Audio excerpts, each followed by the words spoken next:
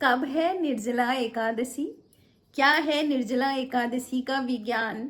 और सबसे जरूरी बात कि क्या है संबंध निर्जला एकादशी और कैंसर का, जो कि बिल्कुल अलग सी बात है, जो मैं आज अपने वीडियो के माध्यम से बताऊंगी कि क्या संबंध है निर्जला एकादशी और कैंसर का।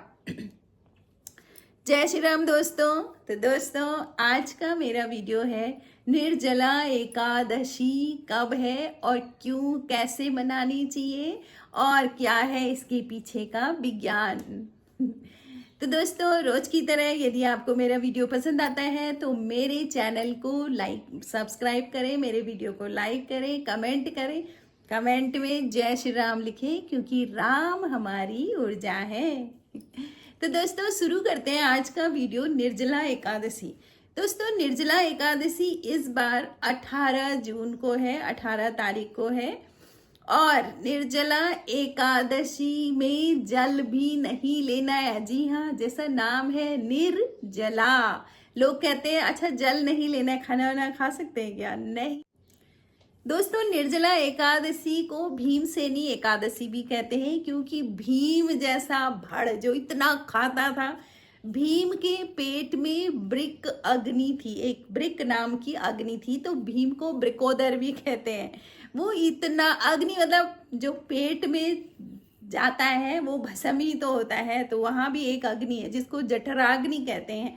तो भीम के पेट में जो अग्नि थी वो ब्रिक नाम की अग्नि थी, तो बहुत ज्यादा भीम खाता था। लेकिन जब पांचों पांडव श्री कृष्ण के कहने पर एकादशी का व्रत करते थे, कुछ नहीं खाते थे, लेकिन भीम रह नहीं पाता था, भीम बहुत खाता था। तो भीम एक बार कृष्ण जी के पास गया और कृष्ण से उन्होंने कहा कि भाई, मेरा पूरा परिवार, सब लोग, मेरे भाई भाभी सब लोग एकादशी को व्रत रखते हैं, लेकिन मैं, क्योंकि मैं बहुत खाता हूँ और मेरे पेट में ब्रिक नाम की अग्नि है, कृष्ण तुम तो जानते हो, तो मैं क्या करूँ, मैं कैसे एकादशी का व्रत करूँ?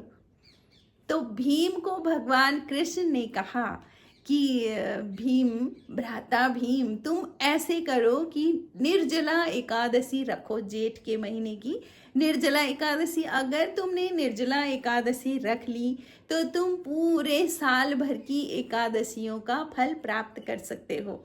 इतनी ज्यादा महत्वपूर्ण है निर्जला एकादशी।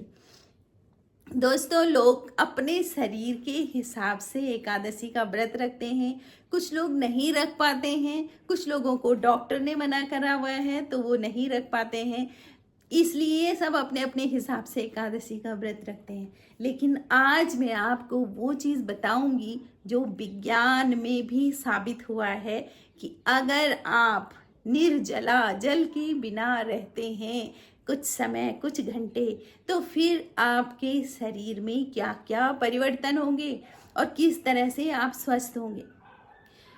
तो दोस्तों, अभी हाल में ही 2-3 साल पहले नोबेल प्राइज, जीव विज्ञान में नोबेल प्राइज विनर जो थे, उन्होंने कहा था कि अगर हम 24 घंटे तक, साल भर में 24 घंटे तक अपने शरीर को बिना जल के रखते हैं, तो आपकी बॉडी में जो भी डेवलप हो रही कैंसर सेल्स हैं वो खत्म हो जाती हैं, अपने आप ही मर जाती हैं। अब इस बात को मैं आपको समझाती हूँ। तो दोस्तों, कैंसरस सेल्स क्या होती हैं?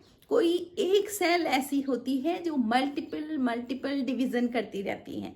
मतलब एक, जो भी सेल डिवीजन चलता है वो एक, उनके लिए मैसेज जाता है बॉडी का कि ये कितनी सेल्स तुमने यहाँ पर बनानी है, और जैसे ही सेल्स पूरी हो जाती हैं तो उनको मैसेज आता है कि स्टॉप, अब रुक जाओ। ये बहुत आसान भाषा में मैं आपको समझा रही हूँ।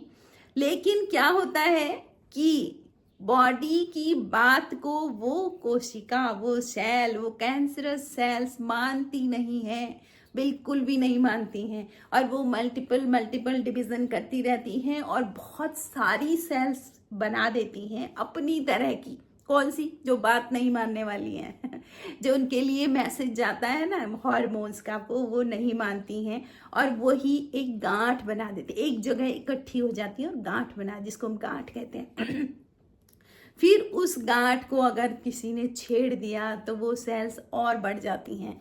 तो यही कैंसर है, इसी को कैंसर कहते हैं, ठीक है।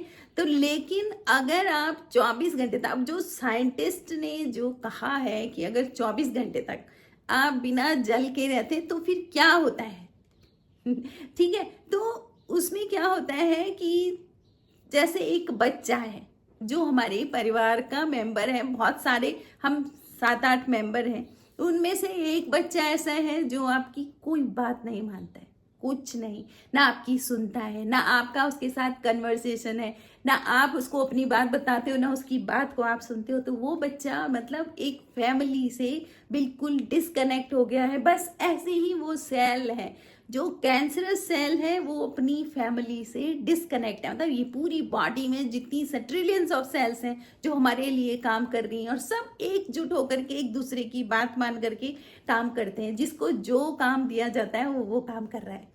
लेकिन वो जो कैंसरस सेल्स है बिल्कुल उस बच्चे की तरह है जो अपने घर परिवार में सबसे अलग हो जाता है।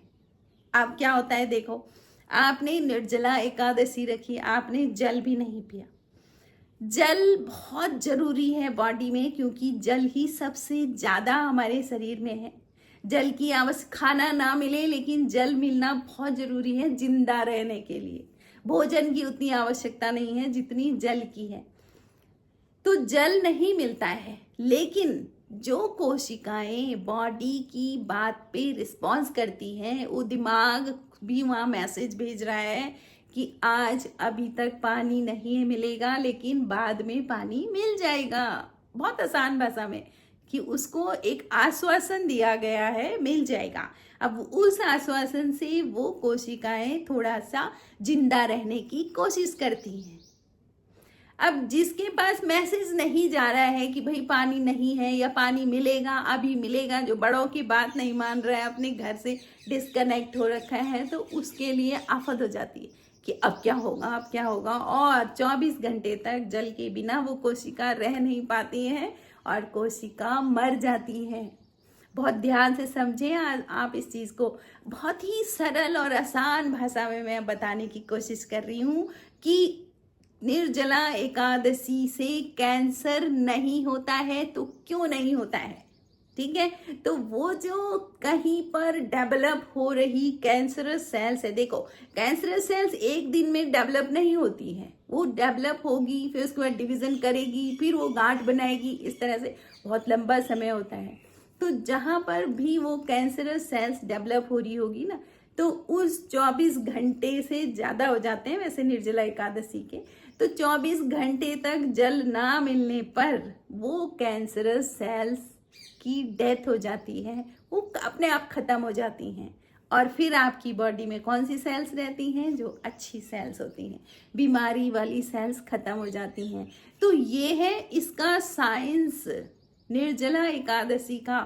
अच्छा, अब दूसरी बात, कुछ लोग कहते हैं कि औरतों को ही सारे व्रत, क्योंकि अब तो बहुत हो गया ना फेमिनिज्म का, कि औरतों को ही सारे व्रत रखने, क्यों भाई ये आदमी लोग क्यों नहीं व्रत रखते, सारे नियम कानून हमारे लिए ही है। ये बात भी सही है, लेकिन सच बात ये है कि जो शरीर है ना, जो औरतों का शरीर है, उसमें एक यूट्रस नाम की जो चीज़ है ना, वो बीच में अपना काम छोड़ करके पूरा समेट के बंद हो जाती है, समझ लो, जिसको हम कहेंगे मेनोपॉज, ठीक है।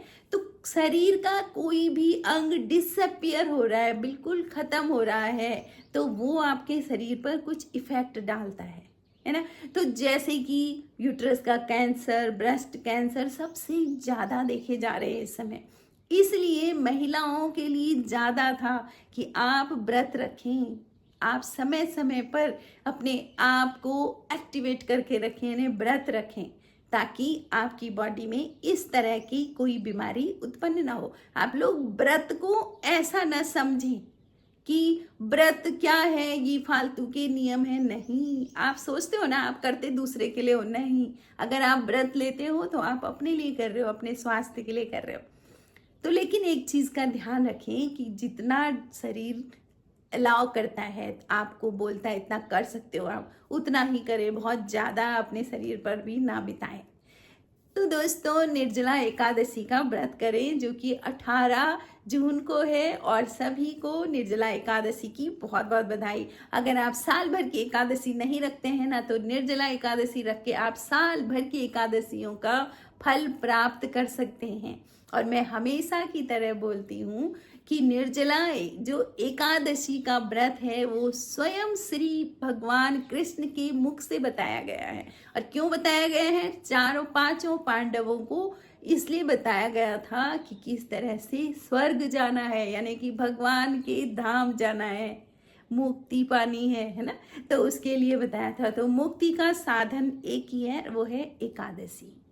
तो आप सभी लोग एकादशी का व्रत, अगर आप सनातनी हैं तो एकादशी का व्रत जरूर रखें। सिर्फ फेसबुक और इंस्टाग्राम, यूट्यूब पर कमेंट करने के लिए सनातनी ना रहें, बल्कि सनातनी जिए। जैसे सनातन जीते थे, सनातन में लोग जीते थे, हमारे ऋषि मुनि जैसे रहते थे, वैसे ही अपने चरित्र में रहें और अपने आप को ऊंचा उठाएं। तो दोस्तों, आपको वीडियो कैसे लगा? Thank you for watching. Ekadashi, Nirjala Ekadashi की सभी को फिर से बहुत बहुत बधाई।